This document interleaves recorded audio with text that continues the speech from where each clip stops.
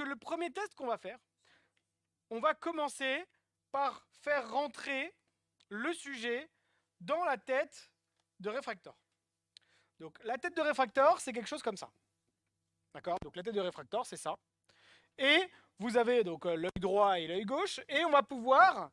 on va regarder exclusivement l'œil gauche parce que c'est plus proche, c'est mieux éclairé dans ma configuration. Vous avez ici ce qu'on appelle les sphères. Vous voyez ici, je peux bouger ce qu'on appelle les sphères, modifier les sphères.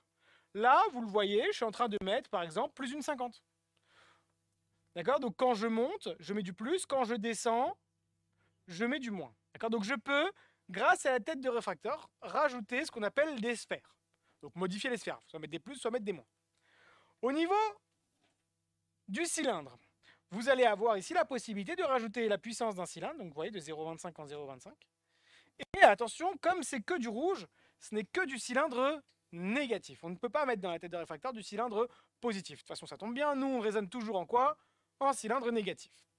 Donc vous mettez la puissance du cylindre, et on va pouvoir aussi, je ne sais pas si vous voyez super bien ici, on a des flèches qu'on va pouvoir, regardez, hop, vous voyez un peu des flèches là, qu'on va pouvoir tourner.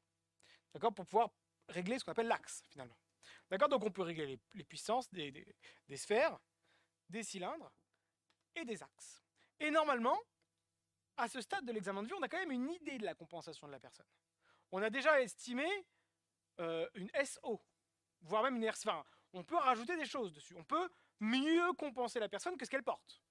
Donc la première chose qu'on va faire, c'est rajouter sur la tête de réfracteur les compensations qu'on estime bonnes. Mais uniquement, attention, en termes de sphère. C'est-à-dire que si je prends un exemple, on avait pris un exemple, je crois, tout à l'heure, où on avait le sujet qui, alors il était venu avec plus 3, alors je prends un sujet, plus 3, moins 2, donc œil droit, œil gauche. On avait ici fait pas mal d'examens préalables, taisez-vous. Taisez-vous. Œil droit, œil gauche, binôme. On avait fait l'acuité vision de loin. Imaginez par exemple qu'il y ait une acuité vision de loin de, je sais pas moi, 14 dixièmes. 14 dixièmes, 14 dixièmes. En VP, pareil. 14 dixièmes, 14 dixièmes, 14 dixièmes. Et par exemple, avec l'AQTVL, avec une phase de plus une dioptrie, le sujet, il a par exemple, sur l'œil droit, 1 tiers, et là, 5 dixièmes. On fait un cadran par an, mais à la limite, ça, on s'en fout un petit peu. Le cadran par an, on va vous faire cadran par an avec un verre de plus une. On va dire par exemple que la direction préférée, c'est 11,6, 11,5. 11,5. Et l'autre, ça va être 1,7. D'accord?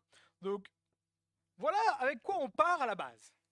On a vu toute la semaine dernière comment analyser tous ces tests-là. Donc là, je vais commencer par l'œil droit, je vais faire les deux yeux. On va estimer ensemble un petit peu, voir le travail qu'il va falloir faire le jour de l'examen. Vous allez avoir ces données-là. Première chose, bon, on va se dire que déjà, on ne sait pas s'il a la fusion ou pas, parce que forcément, on ne peut pas encore conclure. Mais il a des bonnes acuités, donc soit il est hypermétropisé, soit parfaitement compensé. Tout le monde le voit? Très bien. En VP, il a aussi des bonnes acuités, donc il maîtrise bien son accommodation, il n'y a pas grand-chose d'autre à dire à part ça.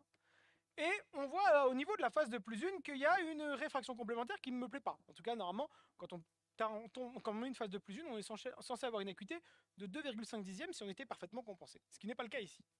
Pour l'œil droit. Pour l'œil droit, qu'est-ce qu'on va avoir? On va avoir le delta qui va être égal à combien? Moins 0,75 dioptries. Et moi, je vous ai dit, le plus souvent dans les sujets, qu'est-ce qu'ils vont vous dire?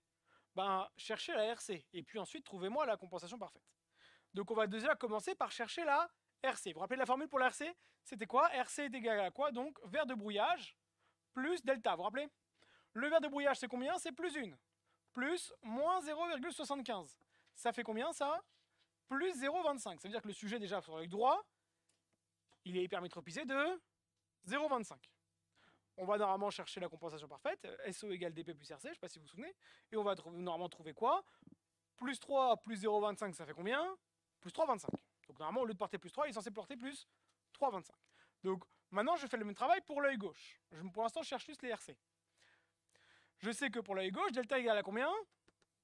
5 dixièmes, ça me donne une défoque de moins 0,5 dioptrie. Alors la RC est donc égale à quoi? Vert de brouillage plus delta. Le vert de brouillage, c'est combien?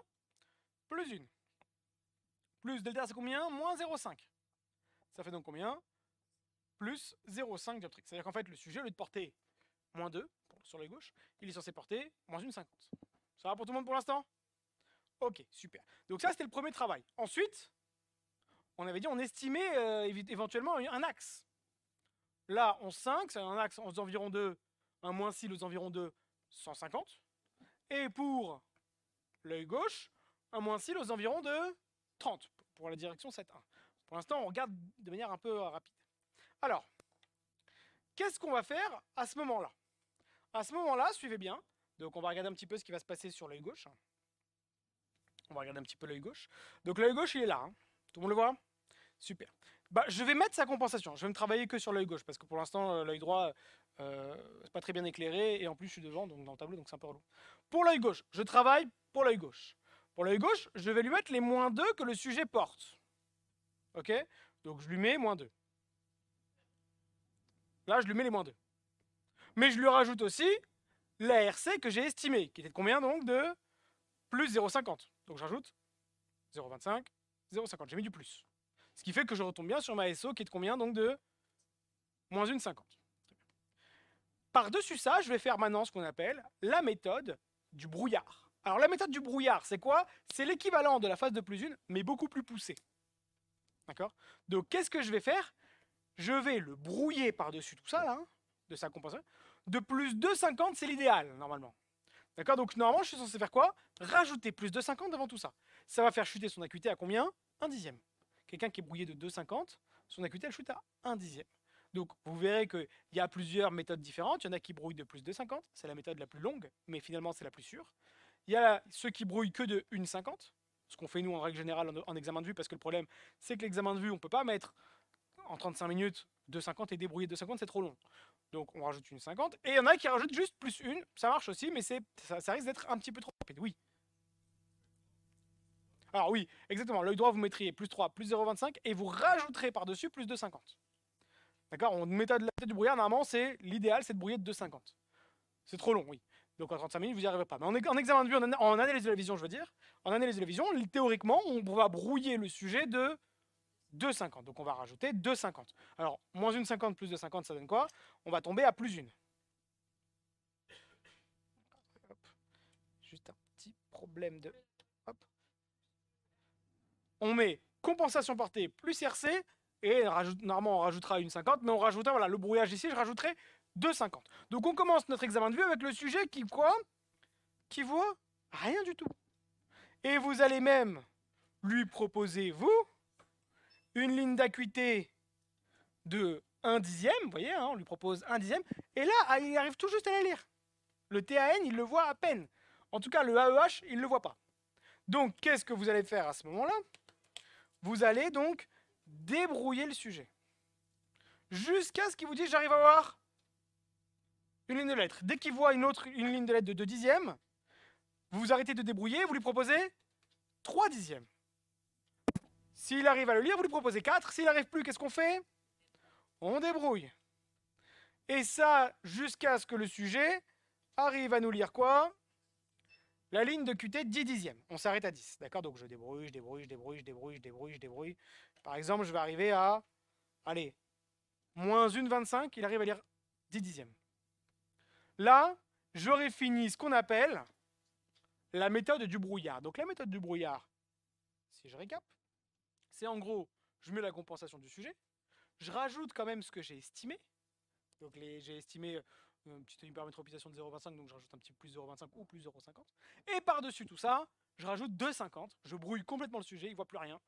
Et après, qu'est-ce que je fais? Je lui propose des lignes d'acuité. S'il n'arrive pas à lire, qu'est-ce que je fais? Je débrouille.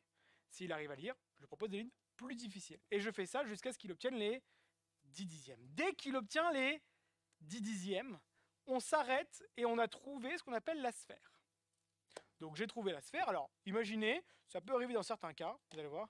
Imaginez que le sujet, vous n'avez pas trouvé les moins 1,50, vous avez trouvé moins 1,75. Vous vous dites c'est relou parce que moi j'attendais quand même à ce qu'il donne quoi? 1,50. Si je lui mets moins 1,75, ça veut dire peut-être que je l'ai trop débrouillé. Donc en fait il accommode peut-être un petit peu. Mais c'est pas grave, des fois ça peut arriver. d'accord? On verra plus tard quand on fera les examens de vue comment on fait dans ces cas-là. Et surtout, ne vous inquiétez pas, tout est rattrapable.